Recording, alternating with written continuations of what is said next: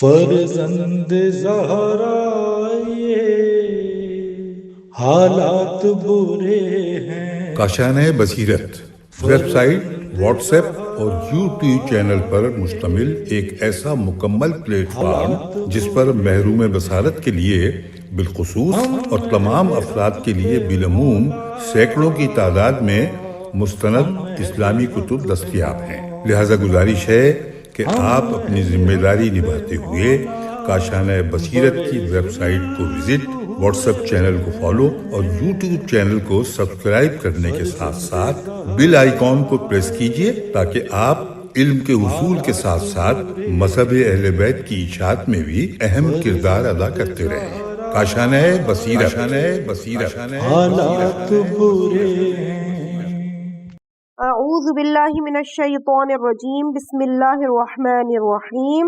السلام علیکم۔ میزان الحکمت جلد نمبر 5 کی ریڈنگ کا سلسلہ جاری ہے۔ اب مخرج طو کے کلمات کی حدیث کا آغاز ہو رہا ہے۔ اس میں 3 ٹاپکس ہیں۔ نمبر 1 طب، نمبر 2 اطعام یعنی کھانا کھلانا، نمبر 3 طغیان۔ پیج نمبر 777، فصل نمبر 1 طب۔ ہیڈنگ 2403، اللہ ہی حقیقی طبیب ہے۔ حدیث 11141، اللہ تعالیٰ ہی طبیب ہے۔ کنز الاعمال حدیث 28073۔ 11142، حضرت صلی اللہ علیہ وآلہ وسلم کے بارے میں ہے کہ آپ نے ایک طبیب سے فرمایا، خداوند عز و جل ہی طبیب ہے، تم تو بس رفیق یعنی مہربان ہو۔ کنز الاعمال حدیث 28100۔ حدیث 11143، خداوند عالم ہی طبیب ہے، تم تو بس رفیق یعنی مہربان ہو۔ ان چیزوں کا طبیب وہی ہے جس نے انہیں پیدا کیا۔ کنز الاعمال حدیث 28101۔ 11144، طبیب تو اللہ تعالیٰ ہی ہے اور تم تو شاید چیزوں کے ساتھ مہربانی کرتے ہو جس سے دوسروں کو جلاتے ہو اور خود ان سے سبقت لے جاتے ہو۔ کنز الاعمال حدیث 28072۔ حدیث 11145، طبیب کو معالج کہا جاتا ہے، چنانچہ حضرت موسیٰ علیہ السلام نے اللہ تعالیٰ سے عرض کیا، پروردگار بیماری کس کی طرف پروردگار عالم بیماری کس کی طرف سے آتی ہے؟ فرمایا میری طرف سے۔ پوچھا پھر دوا کس کی طرف سے ہوتی ہے؟ فرمایا میری طرف سے۔ عرض کیا پھر لوگ معالج سے کیا لیتے ہیں؟ فرمایا چونکہ وہ ان کے دل کی تسلی کراتا ہے لہٰذا اس وقت سے اسے طبیب کہا جانے لگا۔ بہار جلد 62 صفحہ 62۔ ہیڈنگ نمبر 2404، علاج سے کیسے بچا جائے، اور اس میں ایک ہی حدیث ہے 11146۔ امیر المومنین علیہ السلام کی امام حسن علیہ السلام سے چند وصیتوں سے اقتباس۔ فرمایا فرزند عزیز، کیا تمہیں 4 ایسی باتیں نہ بتاؤں جن کے ذریعے تم کو علاج کی ضرورت ہی پیش نہ آئے؟ انہوں نے عرض کیا امیر المومنین ضرور، ارشاد فرمائیے۔ فرمایا کہ جب تمہیں بھوک ہو تو کھانا کھاؤ، نمبر 2 ابھی کچھ بھوک باقی ہو تو کھانے سے اٹھ جاؤ، نمبر 3 خوب چبا کر کھاؤ، نمبر 4 سونے سے پہلے بیت الخلاء کا استعمال کرو۔ ان باتوں پر عمل کرو گے تو تمہیں علاج کی ضرورت ہی پیش نہیں آئے گی۔ خصال صدوق صفحہ نمبر 229۔ ہیڈنگ 2405، طب کا ناواقف طبیب۔ حدیث 11147، جو شخص طب سے علم جانے بغیر دوسروں کا علاج کرے وہ خود ان کا ضامن ہوگا۔ کنز الاعمال حدیث 28221۔ سنن ابن ماجہ حدیث 3466۔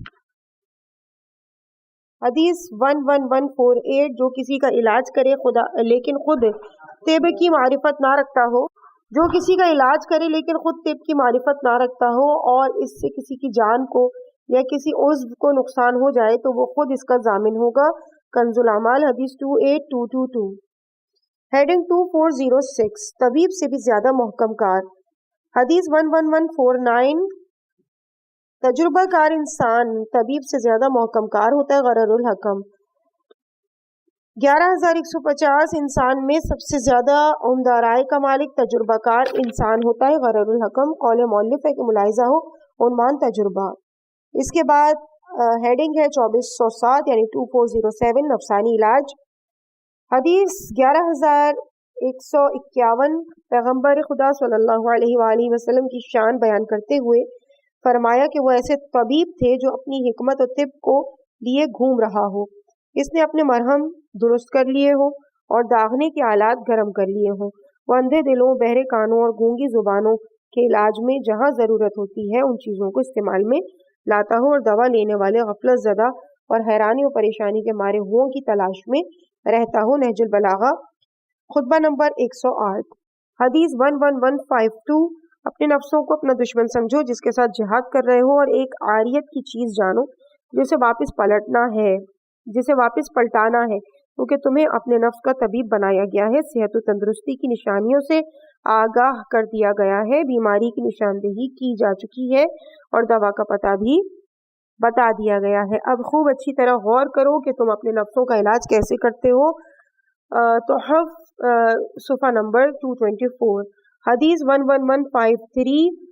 بلا شبہ تمہیں اپنا طبیب بنایا گیا ہے اور بیماری تمہارے لیے بیان کر دی گئی ہے اور صحت کی نشانی سے آگاہ کر دیا گیا اور دوا کی طرف تمہاری رہنمائی کر دی گئی ہے، بس دیکھو تم اپنے نفس کا کیا انتظام کرتے ہو۔ کافی جلد 2 صفحہ 454۔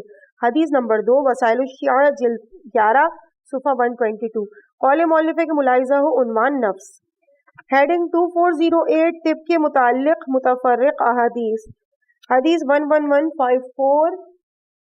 جو شخص طب کا پیشہ اختیار کرتا ہے اسے خدا سے ڈرنا چاہیے، خیر خواہی سے کام لینا چاہیے اور خوب محنت کرنا چاہیے۔ بہار جلد 62 صفحہ 74۔ حدیث 11155۔ جزامی یعنی کوڑھی سے ایسے بھاگو جیسے شیر سے ڈر کر بھاگا جاتا ہے۔ بہار جلد 77 صفحہ 50۔ کنز الاعمال حدیث 28340۔ حدیث 11156۔ جزامی یعنی کوڑھی سے ایسے ڈرو جیسے شیر سے ڈرا جاتا ہے۔ کنز الاعمال حدیث 2833۔ حدیث 11157۔ شروع سردی میں سردی سے احتیاط کرو اور آخر میں اس کا خیر مقدم کرو کیونکہ سردی انسانی جسموں میں وہی کرتی ہے جو درختوں میں کرتی ہے، ابتدا میں درختوں کو جھلسا دیتی ہے اور آخر میں انہیں سرسبز و شاداب کرتی ہے۔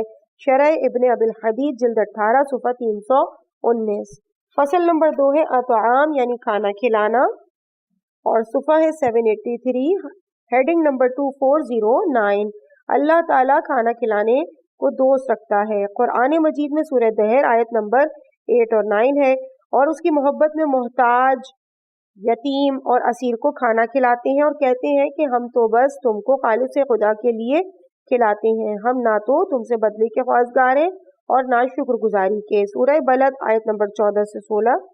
یا بھوک کے دن رشتہ دار، یتیم یا خاک سار محتاج کو کھانا کھلانا۔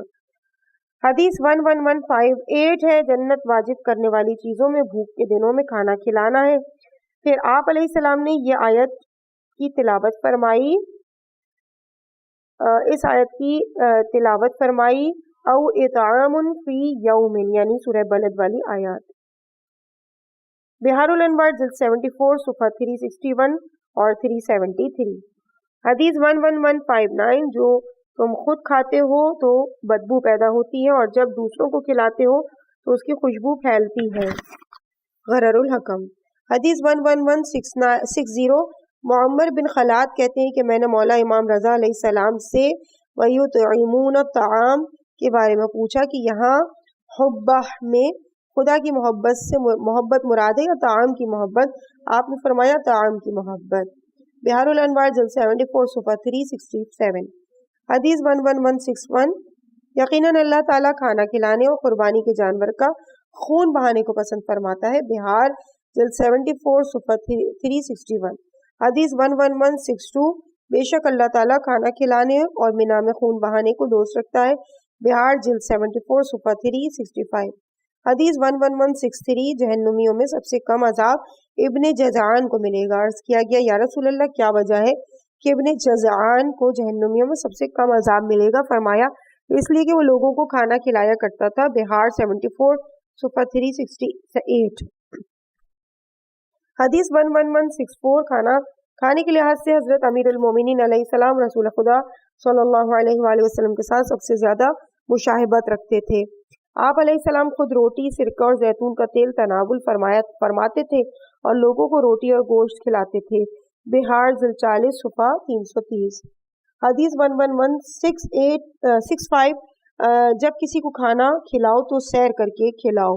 गररुल हकम। 11166 जो शख्स अपने किसी मोमिन भाई को सैर करके खाना खिलाए तो अल्लाह ताला की मखलूक में किसी को भी मालूम नहीं कि आखिरत में उसका किस कदर सवाब है, सिवाय रब्बुल आलमीन के। इस सवाब को ना तो कोई मुकर्रब फरिश्ता जानता है ना ही कोई नबी मुरसल। फिर आप अलैहिस्सलाम ने ये आयत सूरह बलद की आयत नंबर 14 तिलावत फरमाई। औ अतआमुन फी यौम, वसाइल शिया जिल्द 16 सुफा 464 और कौल मौलिफ के मुलाइजा वसाइल शिया जिल्द 16 का 438 बाब नंबर 26। नीज मोहब्बत का बाब जिन अमाल को खुदा दोस्त रखता है। इसके बाद हेडिंग है 2410, हम ही मसाकीन को खाना नहीं खिलाते थे। कुरान मजीद में सूरह हाक्का आयत नंबर 33 से 36 तक है, क्योंकि ये ना तो बुजुर्ग खुदा पर ईमान लाता था और ना मोहताज के खिलाने पर लोगों को आमादा करता था। बस आज ना उसके यहाँ कोई गम ख्वार है और ना पीप के सिवा इसके लिए कुछ खाना है। सूरह मुदस्सिर आयत नंबर 44 है, और ना हम मोहताजों को खाना खिलाते थे। सूरह फज्र आयत नंबर 18 है, और ना मोहताज को खाना खिलाने की तरगीब देते हो। सूरह माऊन आयत नंबर 2 और 3 है, ये वही तो है जो यतीम को धक्के देता है और मोहताजों को खाना खिलाने के लिए लोगों को आमादा नहीं करता। हदीस 11167, इस ज़ात की कसम मुहम्मद मुस्तफ़ा सल्लल्लाहु अलैहि वसल्लम की जान जिसके कब्ज़े कुदरत में है, वो बंदा मुझ पर ईमान नहीं लाया जो खुद तो किसी घर में सैर होकर रात बसर करे और उसका मुस्लिम भाई या बारिवायत उसका हमसाया भूखा हो। बिहार जिल्द 74 सुफा 369। हदीस 11168, जो शख्स खुद तो पेट भर कर रात बसर करे और इसके आसपास कोई मोमिन भूखा हो तो अल्लाह ताला फरमाता है, मेरे फरिश्तों मैं तुम्हें इस बंदे पर गवाह ठहराता हूँ कि मैंने इसे हुक्म दिया है, लेकिन इसने मेरी नाफरमानी की और मेरे गैर की अताअत की। मैंने इसे इसके अमाल पर छोड़ दिया। मुझे अपनी इज्जत जलाल की कसम मैं इसे हरगिज नहीं बख्शूंगा। वसाइल शिया जिल्द 16 सुफा 465। हदीस 11169, अमीरुल मोमिनीन अलैहिस्सलाम के वाली बसरा उस्मान बिन हनीफ के नाम मकतूब से इख्तिबास। मुझे उम्मीद न थी कि तुम इन लोगों की दावत कबूल कर लोगे जिनकी यहाँ से फ़कीर और नादार धुतकारे गए हैं और जहाँ दौलतमंद मदऊँ हों। नहजुल बलागा मकतूब नंबर 45, कौल मौलिफ है मुलाइजा वसाइल शिया जिल्द 16 सुफा 465 बाब नंबर 44। इसके बाद फसल नंबर 3 है तुग़यान, हेडिंग 2411, तुग़यान यानी सरकशी। सूरह तौहा आयत नंबर 24, ए मूसा अलैहिस्सलाम तुम फ़िरौन की तरफ जाओ कि वो सरकशी पर उतर आया। सूरह सौद आयत नंबर 55, और सरकशों का ठिकाना तो यकीनन बुरा है। सूरह नबा आयत नंबर 21 और 22,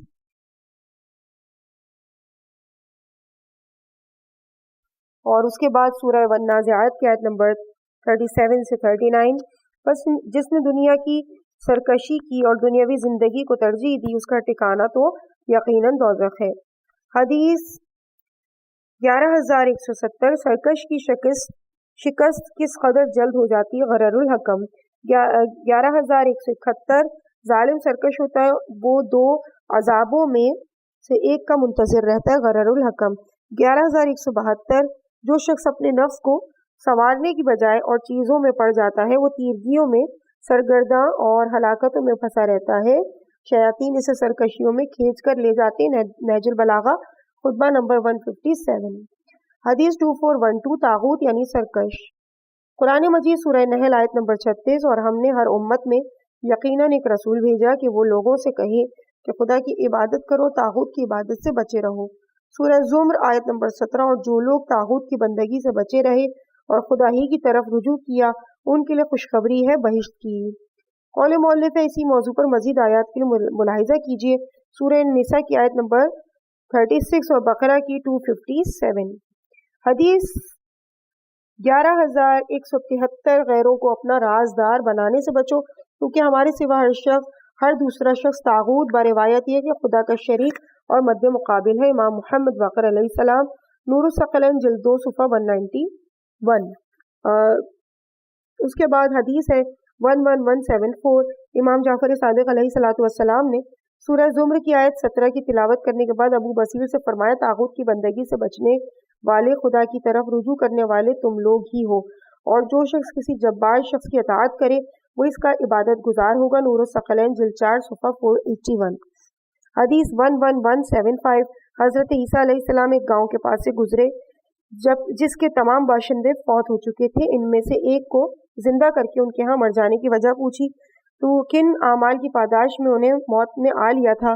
اس نے کہا ہم طاغوت کی پرستش اور دنیا سے محبت کرتے تھے۔ حضرت عیسیٰ علیہ السلام نے پوچھا طاغوت کی کیسے عبادت کرتے تھے؟ کہا ہم گنہگار لوگوں کی اطاعت کیا کرتے تھے۔ نور الثقلین جلد 5 صفحہ 531۔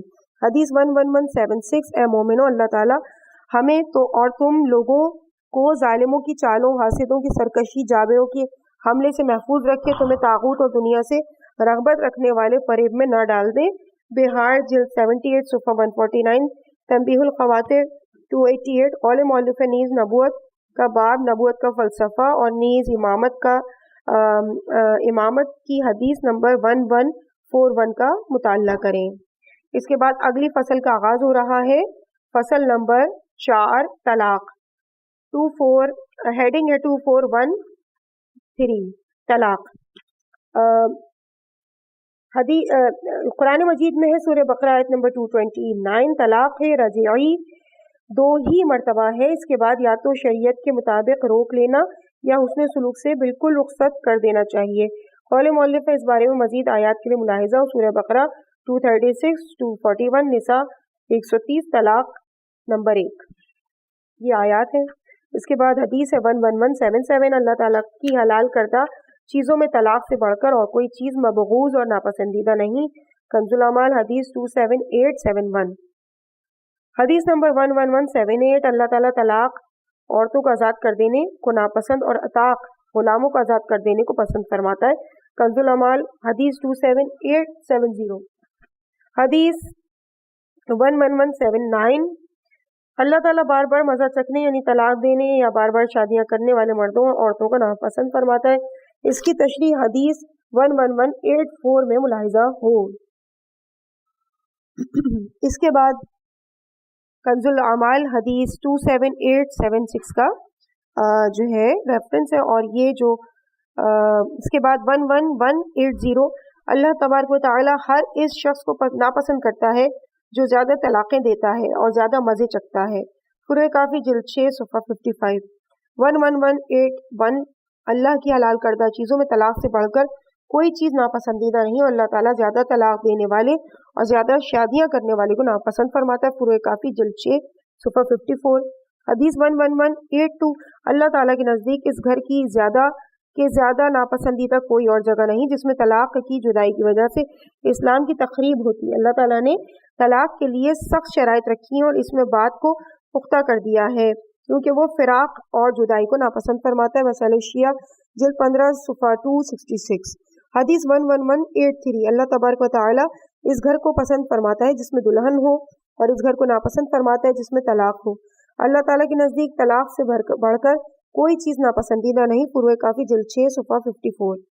اس کے بعد حدیث ہے 11184، حضرت رسول پاک صلی اللہ علیہ وآلہ وسلم ایک شخص کے پاس سے گزرے اور اس سے پوچھا تم نے اپنی بیوی کا کیا کیا؟ اس نے کہا یا رسول اللہ میں نے اسے طلاق دے دی۔ فرمایا کس جرم میں؟ کسی جرم کے بغیر؟ عرض کیا جی ہاں کسی جرم کے بغیر۔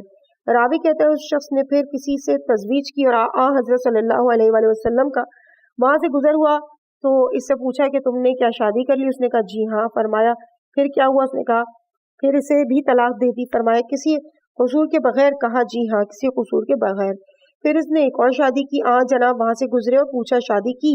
اس نے کہا جی ہاں۔ پوچھا بیوی کے ساتھ کیا کیا؟ اس نے عرض کیا اسے بھی طلاق دے دی۔ فرمایا کسی جرم کے بغیر؟ کہا جی بغیر کسی جرم کے۔ یہ سن کر حضرت صلی اللہ علیہ وآلہ وسلم نے فرمایا اللہ تبارک و تعالی ہر اس مرد اور عورت کو ناپسند فرماتا ہے، یا باروایت یہ کہ اس پر لعنت کرتا ہے جو زیادہ شادیاں کرتے ہیں۔ فروع کافی جلد 6 صفحہ 54۔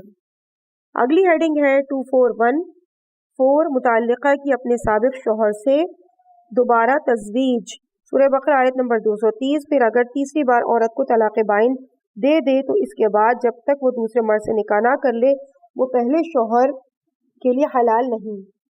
حدیث ہے 11185، ابن فضال کہتے ہیں یا ابن فضال، میں نے حضرت امام رضا علیہ السلام سے پوچھا آخر کیا وجہ ہے کہ جب کوئی مرد اپنی بیوی کو طلاق بائن دے دے تو عدت کے بعد اس سے اس وقت تک دوبارہ نکاح نہیں کر سکتا جب تک کہ وہ کسی دوسرے مرد سے نکاح نہ کرے؟ امام نے فرمایا اللہ تعالیٰ نے انسان کو 2 مرتبہ طلاق کا اختیار دیا ہے اور فرمایا کہ طلاق رجعی 2 ہی مرتبہ ہے، اس کے بعد یا تو شریعت کے مطابق روک لینا چاہیے یا اس نے سلوک سے بالکل رخصت کر دینا چاہیے۔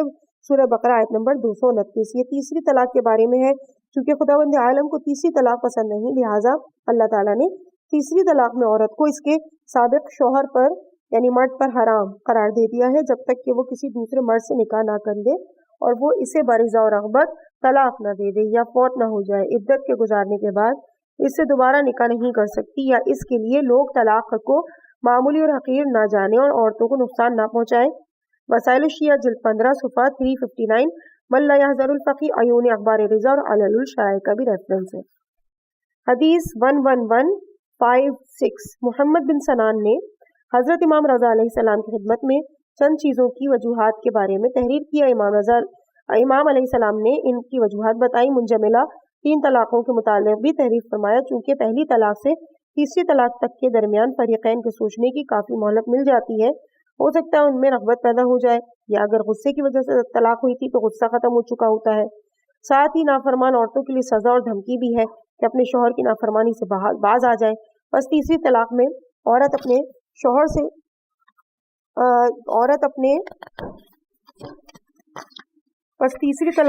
اپنے شوہر سے جدائی اور دوری کی مستحق ہو جاتی ہے اور اسے سمجھ آ جاتی ہے کہ شوہر کی نافرمانی نہیں کرنی چاہیے تھی۔ نیز 9 طلاقوں ہر موقع پر یعنی 3 طلاقیں کے بعد عورت کے مرد پر حرام ہونے اور کبھی حلال نہ ہونے کی وجہ یہ ہے کہ طلاقوں کو مذاق نہ سمجھ لیا جائے، نہ ہی عورت کو کمزور سمجھا جائے۔ مرد بھی اپنے امور میں صحیح سوچ سے کام لے، بیدار رہے، عبرت حاصل کرے اور دونوں فریقوں کو 9 طلاقوں کے بعد دوبارہ جمع ہونے سے مایوسی ہو جائے۔ وسائل الشیعہ جلد نمبر 15 صفحہ 360 عیون اخبار رضا علل الشرائع من لا يحذر الفقی۔ طلاق کے حوالے سے آخری حدیث ہے 11187 حلالہ کرنے والے پر مرد کی لعنت ہے اور جس کے لیے حلالہ کیا جاتا ہے اس پر بھی۔ کنز الاعمال حدیث 9783۔ اس کے بعد فصل نمبر 5 ہے طمع یعنی لالچ، ہیڈنگ 2415 لالچ، سورہ مدثر آیت نمبر 15۔ پھر اس پر بھی لالچ ہے کہ میں اپنی دولت کو اور بڑھاؤں۔ حدیث 11188 طمع بری عادت ہے، بہار 78 صفحہ 369۔ 11189 لالچ علماء کے قلوب سے حکمت کو دور بھگا دیتا ہے۔ کنز الاعمال حدیث 7576۔ 11190 لالچ گھاٹ میں اتار کر سیراب ہوئے بغیر پلٹا دیتا ہے، ذمہ داری کا بوجھ اٹھاتا ہے لیکن اسے پورا نہیں کرتا۔ بعض اوقات پانی پینے والے کو سیراب ہونے سے پہلے اچھو آ جاتا ہے اور وہ پانی نہیں پی سکتا۔ جب کسی پسندیدہ اور مرغوب چیز کی قدر بڑھ جاتی ہے تو اس کے ضائع ہو جانے سے اتنا ہی دکھ زیادہ ہوتا ہے۔ آرزوئیں آنکھوں کی بینائی کو کم کر دیتی ہیں، جو نصیب میں ہوتا ہے وہ ان تک پہنچنے کی کوشش کیے بغیر ہی مل جاتا ہے۔ بہار الانوار جلد 73 صفحہ 170 نہج البلاغہ حکمت 275۔ حدیث 11191 تھوڑی سی لالچ بہت سی پرہیزگاری کو خراب کر دیتی ہے۔ غرر الحکم 11192 دین کو جتنا بدعتوں نے برباد کیا اتنا کسی اور چیز نے نہیں، اسی طرح انسان کو جتنا طمع اور لالچ نے بگاڑا ہے اتنا کسی اور چیز نے نہیں۔ بہار 77 صفحہ 92۔ حدیث 11193 بدترین ہے وہ بندہ لالچ جس کی اس حد تک قیادت کرے کہ وہ اس کی عادت بن جائے۔ بہار الانوار 77 صفحہ 135۔ حدیث 11194 ایسے طمع سے خدا کی پناہ مانگو جو عادت بن جائے، جو اس حد تک لے جائے کہ خواہشات تو مشتمل بھی نہ ہو، اور ایسے طمع سے جو خواہشات پر مشتمل ہو۔ کنز الاعمال حدیث 7577۔ حدیث 11195 3 چیزوں سے خدا کی پناہ مانگو۔ نمبر 1 ایسے طمع سے جس میں کوئی لالچ نہ ہو۔ نمبر 2 ایسے طمع سے جو عادت بن جائے۔ نمبر 3 ایسے طمع سے جو خواہشات کی لالچ تک لے جائے۔ کنز الاعمال حدیث 7583۔ حدیث 11196 ایسے طمع سے خدا کی پناہ مانگو جو عادت میں تبدیل ہو جائے اور جو کسی لالچ تک لے جائے۔ کنز الاعمال حدیث 7584۔ حدیث 11197 اگر چاہتے ہو کہ تمہاری آنکھیں ٹھنڈی رہیں اور دنیا اور آخرت کی بھلائی کو پالو تو لوگوں کے پاس موجود چیزوں سے طمع و لالچ کرنے سے باز رہو۔ بہار 73 صفحہ 168۔ حدیث 11198 जिस पत्थर पर दानिशवरों के कदम फिसल जाते हैं और उस पर उनके कदम जमने नहीं पाते वो लालच है। तंबीहुल खवातिर सुफ़ा 40 और कंजुल अमाल हदीस नंबर 7579 और हदीस 7582। अगली हदीस है 11199। अंसार से फरमाया तुम कनात के वक्त कम को ज्यादा समझते हो और लालच के वक्त ज्यादा को कम समझते हो। तंबीहुल खवातिर सुफ़ा 40।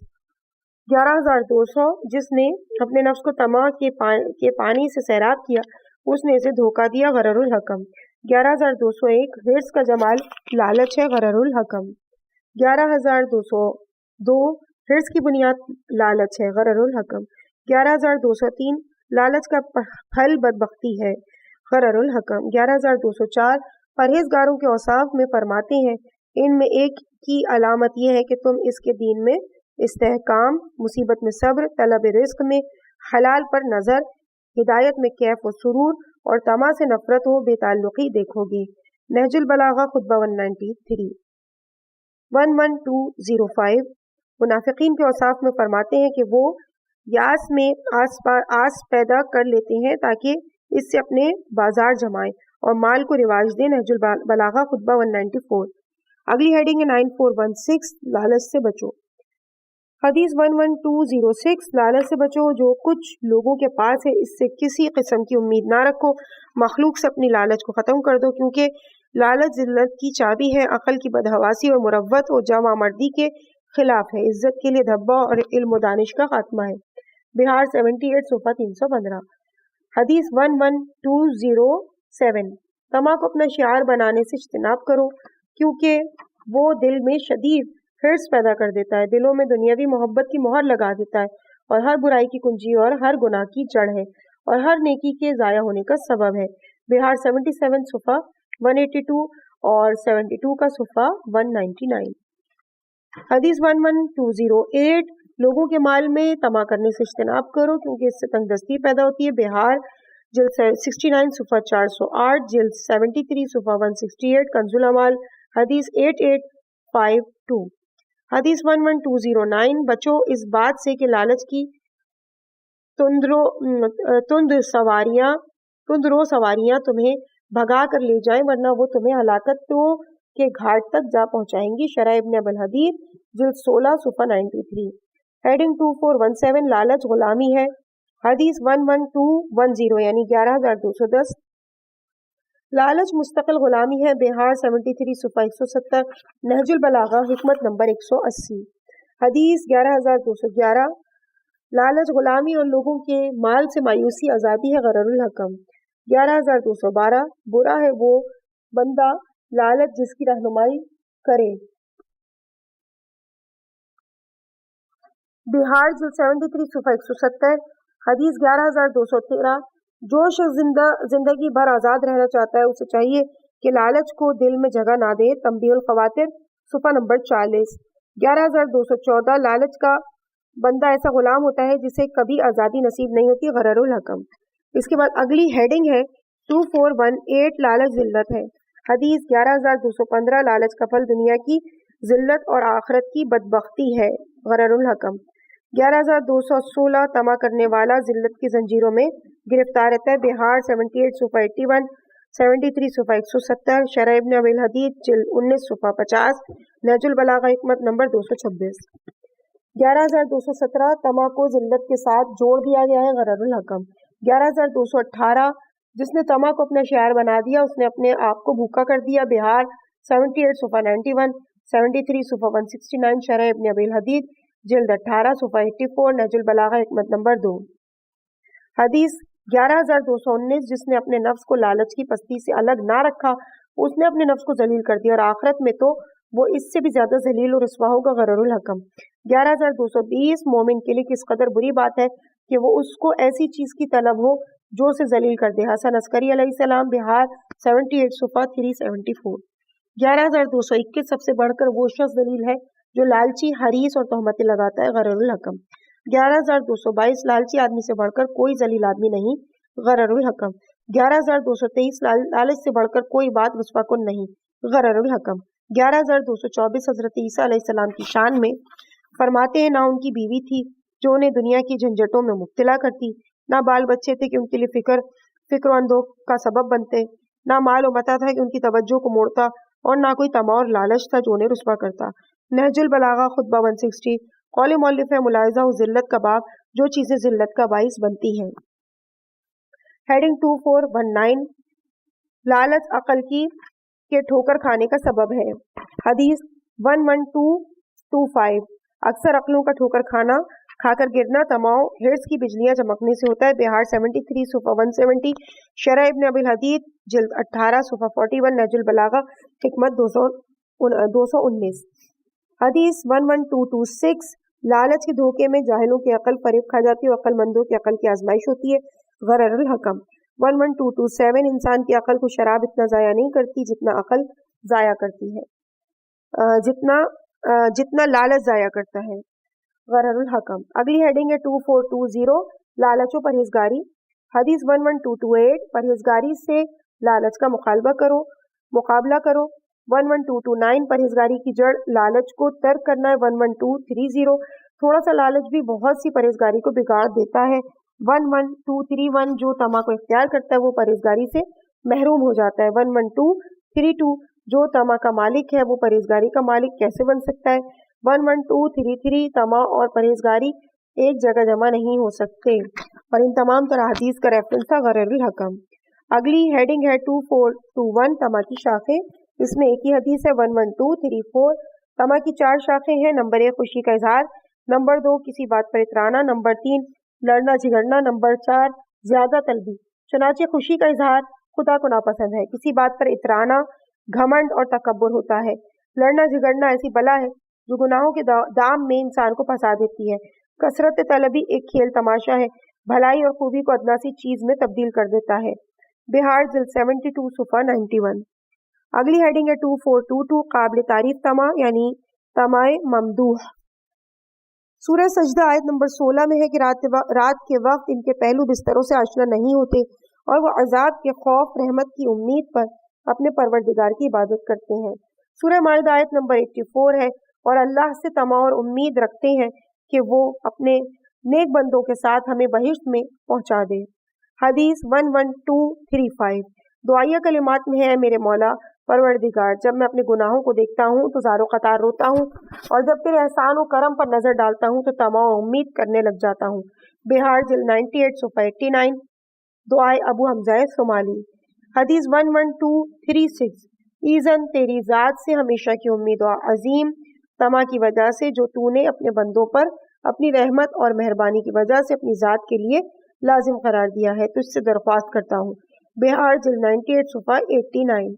हदीस 11237। ईज़न ए मेरे सैयद व सरदार, मैं तुझसे रग़बत रखता हूँ, तुझी से डरता हूँ, तुझी से उम्मीद करता हूँ, तेरी तरफ तुझसे मेरी उम्मीद ही मुझे लेकर आई है। बिहारुल अनवार जिल्द 98 सुफ़ा 89।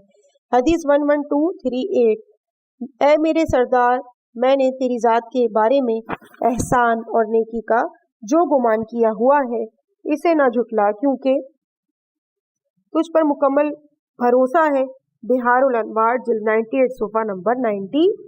कौल मौलिफ है कि मुलाहिज़ा हो इबादत का बाब, इबादत गुजारों की किस्में।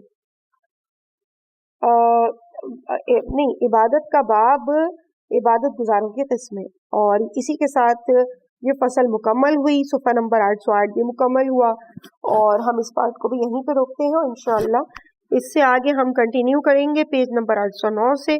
फसल नंबर 6 होगी तहारत। मुझे अपनी दुआओं में याद रखिएगा। वस्सलामु अलैकुम वरहमतुल्लाहि वबरकातुहू।